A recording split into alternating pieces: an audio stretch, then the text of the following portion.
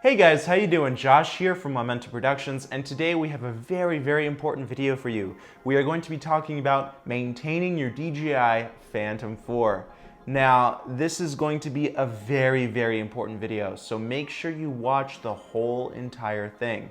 Now, before we get started with this maintenance video on the DJI Phantom 4, I need to tell you about this really important video that you have to watch before watching this video. It has to do with charging and discharging DJI batteries. So go ahead and click this video now because you need to watch it. Click that link right now.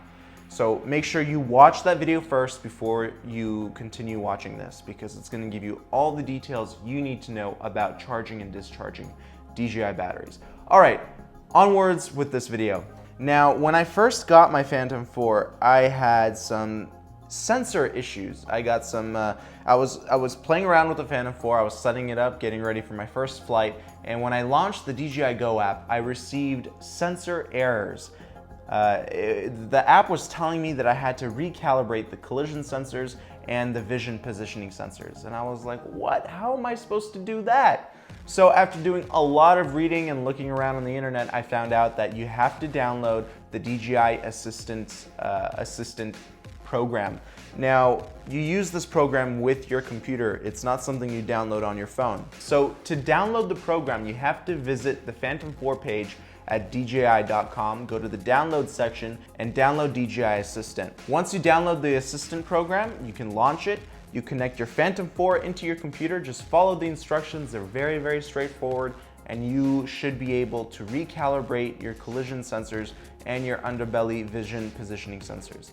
That way you won't have any of these errors during flight. So keep that in mind, that is very important. And after I did that, I never had another sensor problem. So keep that in mind. Next, I want to talk about the propeller system. Now, when I say propeller system, I mean the motor and the propeller. When I first got my Phantom 4, I had a really strange issue. Whenever I would hand turn the motors and the propellers, I would hear this weird like clicking noise. I was like, what is that? What does that mean? And here's the really big bizarre part. All right, this is the most bizarre part. Whenever I would remove the propeller, the clicking would stop. So I would turn the motor would turn fine. Whenever I would put the propeller on, the clicking would start again. And I looked at the propeller, there was nothing broken inside, the springs looked fine. And I was like, what is going on? So I literally stared at the motor and the propeller like this for a good 15 minutes, and I was like, what is going on?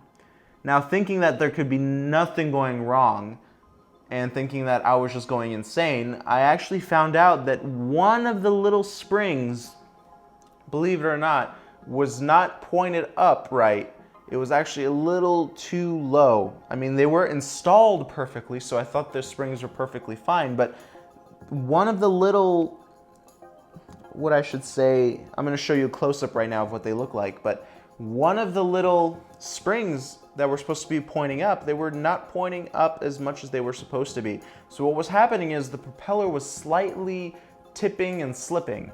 As of right now, since the springs were, they were still springy, they were still holding the propeller upright, so there was no potential failure of the system. The propeller couldn't have flown off, but it just means that the springs were not properly, should I say, manufactured or calibrated right for the propeller. But what I did to fix this issue, I just took a little screwdriver and I gently propped up one of the springs to fit the propeller and make it nice and snug again, and the clicking noise went away. Next, I want to tell you that you need to take very good care of your sensors. You need to clean them. It's really this simple, but I have to include this in the video because a lot of people don't take care of their sensors on the Phantom 4. So what I like to do, I like to take a cloth that's lint-free, and I like to, maybe once every couple weeks or couple flights, I like to clean out the sensors, right? And the underbelly as well.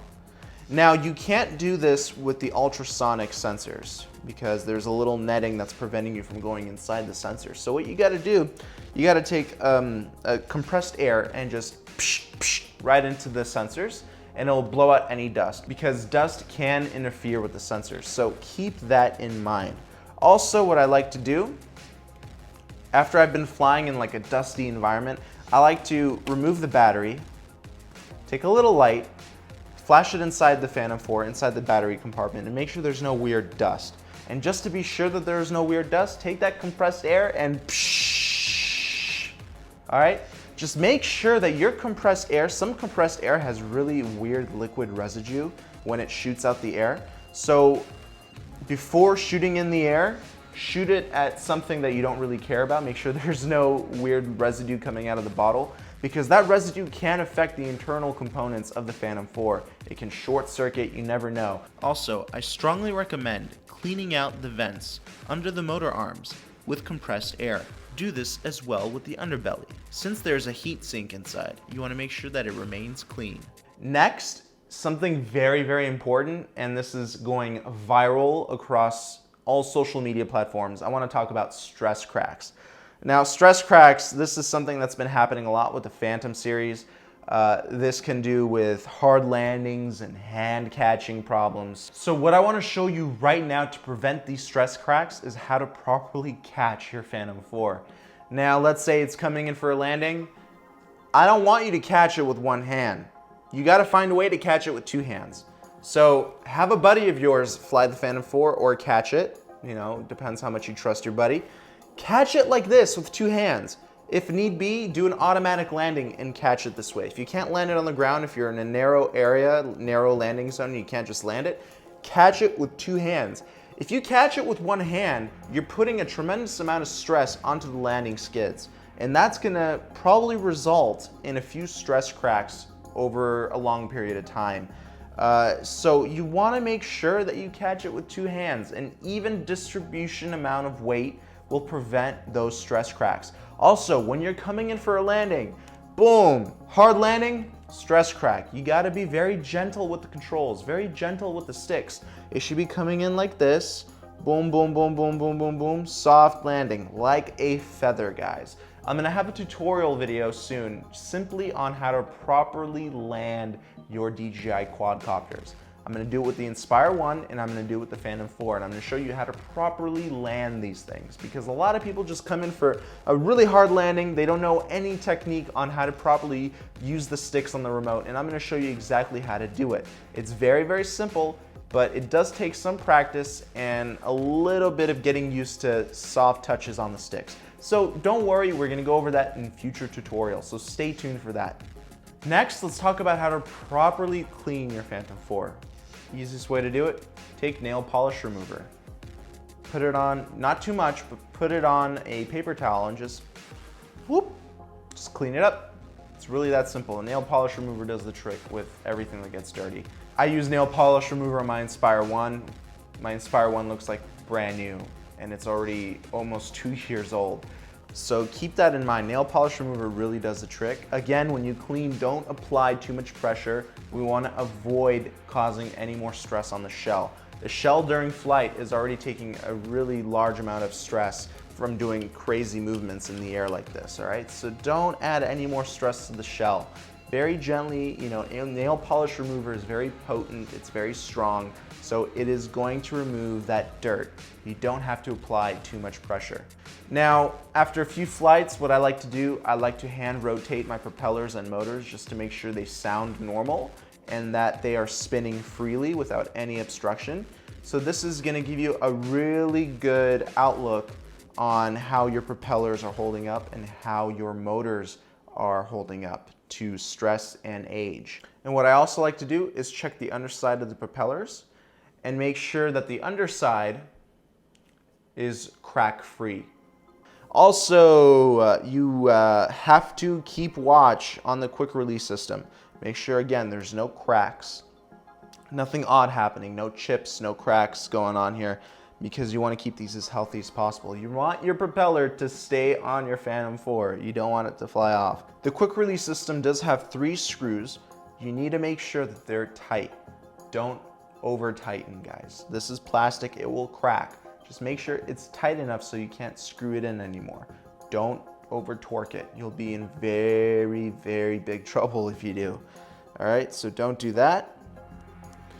And last but not least, the gimbal. What I like to do with the gimbal when I've been in a dusty area, again, I like to take the compressed air and spray the joints, right? I like to spray all of the joints, all moving parts, I like to spray out with compressed air. Less dust in the joints means that the gimbal will move more freely, more fluidly, and have less problems.